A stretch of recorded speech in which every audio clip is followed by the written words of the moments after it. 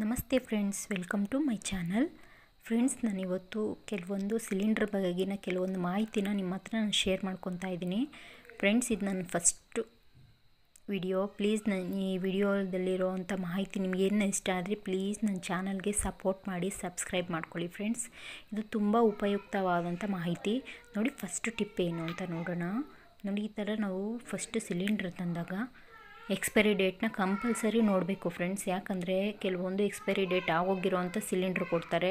ನಾವು ನೋಡ್ಕೊಳೋದು ತುಂಬ ಇಂಪಾರ್ಟೆಂಟ್ ಆಗುತ್ತೆ. ನೋಡಿ, ಇದು ಇಯರು 2025 ಯೂಸ್ ಮಾಡ್ಬೋದು ಅಂತಿದೆ. ಇದು ಡಿ ಅಂತ ಇದೆ.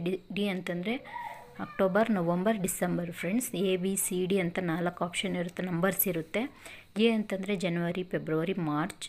ಬಿ ಅಂದರೆ ಏಪ್ರಿಲ್, ಮೇ, ಜೂನ್. ಸಿ ಅಂದರೆ ಜುಲೈ, ಆಗಸ್ಟ್, ಸೆಪ್ಟೆಂಬರ್. ಡಿ ಅಂದರೆ ಅಕ್ಟೋಬರ್, ನವಂಬರ್, ಡಿಸೆಂಬರ್ ಅಂತ 4 ಇರುತ್ತೆ ನಂಬರು.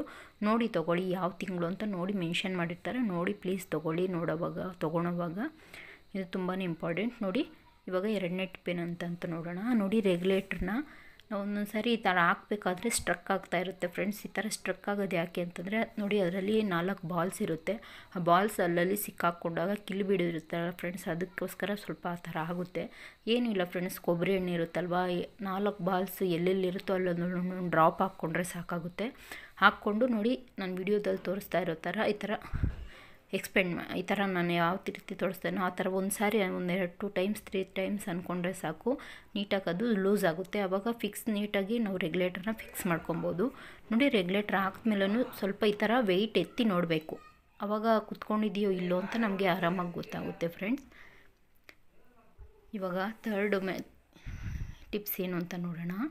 ನೋಡಿ, ನಾವು ಸಿಲಿಂಡ್ರನ್ನ ಎಳ್ಕೊಂಬರ್ತೀವಿ, ಆವಾಗ ಸ್ಕ್ರ್ಯಾಚಸ್ ಬೀಳೋ ಚಾನ್ಸಸ್ಸು, ನೆಲದಲ್ಲೆಲ್ಲ ಸ್ಕ್ರ್ಯಾಚಸ್ ಬೀಳುತ್ತೆ ಫ್ರೆಂಡ್ಸ್. ಆ ಥರ ಆಗಬಾರ್ದು ಅಂತಂದರೆ ನೋಡಿ, ಈ ಥರ ನಮ್ಮ ಮನೆಯಲ್ಲಿರುವಂಥ ಪ್ಲ್ಯಾಸ್ಟಿಕ್ ಪ್ಲೇಟ್ಸ್ ಇರುತ್ತಲ್ವ, ಸ್ವಲ್ಪ ಸ್ಟ್ರಾಂಗ್ ಆಗಿರೋದೇ ತೊಗೊಳ್ಳಿ.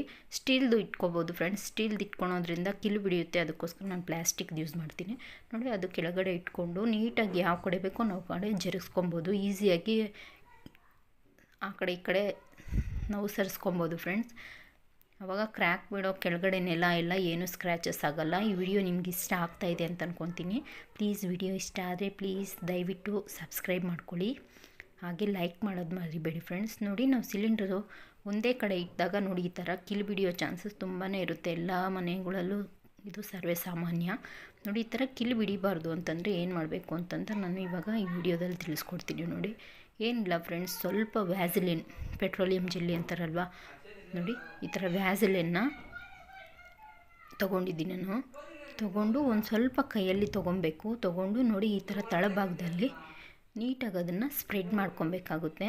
ರಿಂಗ್ ಇರುತ್ತಲ್ವ ಕೆಳಗಡೆ, ಅದಕ್ಕೆ ನೀಟಾಗಿ ಎಲ್ಲ ಕಡೆ ಹಚ್ಕೊಳೋದ್ರಿಂದ ನೆಲ ಕಿಲ್ಬಿಡಿಯಲ್ಲ ಫ್ರೆಂಡ್ಸ್. ಬೇಕಾದರೆ ಟ್ರೈ ಮಾಡಿ ನೋಡಿ. ಟ್ರೈ ಮಾಡಿಬಿಟ್ಟು ಕಮೆಂಟ್ ಬಾಕ್ಸಲ್ಲಿ ತಿಳಿಸಿ ನಿಮ್ಮ ಅನಿಸಿಕೆನ.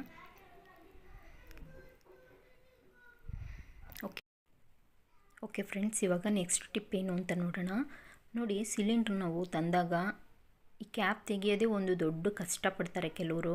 ಹೊಸ್ದಾಗಿ ಮದುವೆ ಆಗಿರೋರು ಆಗಿರ್ಬೋದು, ಇಲ್ಲಾಂದರೆ ಕೆಲವ್ರಿಗೆ ಗೊತ್ತಿರಲ್ಲ ಸಿಲಿಂಡ್ರ್ ಈ ಥರ ಕ್ಯಾಪ್ ಯಾವ ಥರ ತೆಗಿಬೇಕು ಅಂತ ತುಂಬಾ ಕಷ್ಟಪಡ್ತಾರೆ. ಭಯ ಬೀಳೋವಂಥ ಜನನೂ ಕೆಲವರಿದ್ದಾರೆ ಇವಾಗೂ ಸಿಲಿಂಡ್ರು ಅಂದರೆ.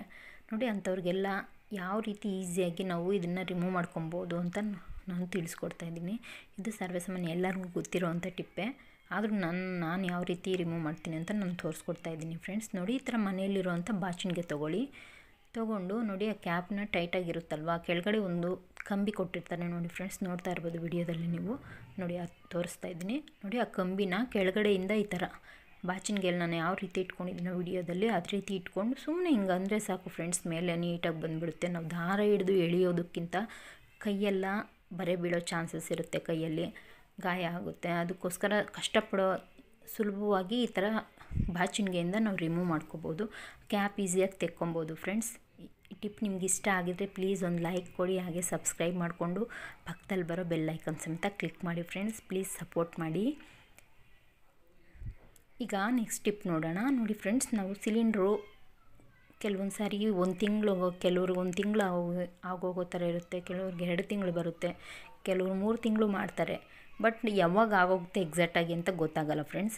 ಅವಾಗ ನಾವೇನು ಮಾಡಬೇಕಪ್ಪ ಅಂತಂದರೆ ಹೊಸ್ದಾಗಿ ಸಿಲಿಂಡ್ರ್ ಬಂದಿದ್ದ ತಕ್ಷಣವೇ ನಾವು ಸಿಲಿಂಡ್ರನ್ನ ಹಾಕ್ಕೊತೀವಲ್ಲ ಫ್ರೆಂಡ್ಸ್, ಹಾಕ್ಕೊಳೋವಾಗ ನಾವು ಈ ಥರ ಒಂದು ಚಾಕ್ ಪೀಸ್ ಸಹಾಯದಿಂದ ನಾವು ಡೇಟ್ ಬರ್ಕೊಂಬಿಡಬೇಕು, ಯಾವತ್ತು ನಾವು ಸಿಲಿಂಡ್ರನ್ನ ಹಾಕ್ಕೊತಾ ಇದ್ದೀವಿ ಅಂತ.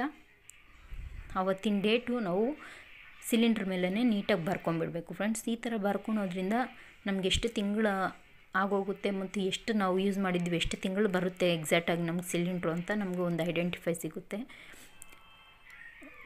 ನಿಮಗೆ ಈ ವಿಡಿಯೋ ಇಷ್ಟ ಆಗಿದೆ ಅಂತ ಅಂದ್ಕೊತೀನಿ. ಪ್ಲೀಸ್ ಈ ವಿಡಿಯೋ ಏನೋ ಇಷ್ಟ ಆಗಿದ್ರೆ ನನ್ನ ಚಾನಲ್ಗೆ ಸಪೋರ್ಟ್ ಮಾಡಿ, ಸಬ್ಸ್ಕ್ರೈಬ್ ಮಾಡ್ಕೊಳ್ಳಿ ಫ್ರೆಂಡ್ಸ್. ಇನ್ನು ಒಳ್ಳೆ ವಿಡಿಯೋಸ್ನ ನಾನು ನಿಮ್ಮ ಹತ್ರ ಶೇರ್ ಮಾಡ್ಕೊತೀನಿ ತಪ್ಪದೆ.